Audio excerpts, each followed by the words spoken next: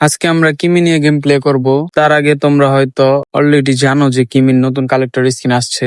তো এখন আমি মন্টনের দালালির সাথে সাথে পুরো ইভেন্টটাও ভালোভাবে বুঝিয়ে দিব। শুরুতে ইভেন্টে ঢুকলে দেখতে পারবা যে সিঙ্গেল ড্রর কস্ট 50 ডায়মন্ড আর ডেইলি ড্রতে 50% ডিসকাউন্ট পাবা। 10 ড্রর কস্ট থাকে 500 ডায়মন্ড, প্রথমবার 30% ডিসকাউন্ট পাবা। আর এই ইভেন্টটা ভালো লাগার কারণ হইতেছে এখানে শুধু কালেক্টর স্কিনই না, আর লাকি বক্স স্কিনও থাকে।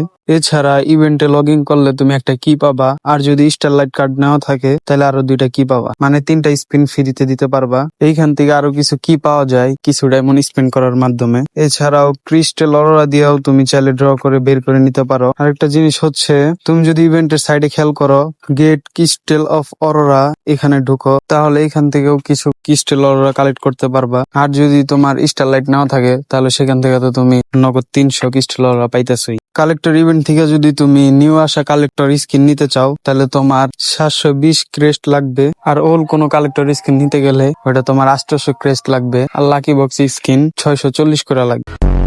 ইভেন্ট এক্সপ্লেন শেষ। এখন চলো কিমি নিয়ে কিছু গেম প্লে হাইলাইট দেখাই। তোমাদের আজকে কিমি নিয়ে কোনো টিউটোরিয়াল দিলাম না, কারণ কিমি আমার থেকে তোমরা ভালো ইউজ করতে পারো। মন্টনের টাস্ক হাইলাইট না দিলেই না।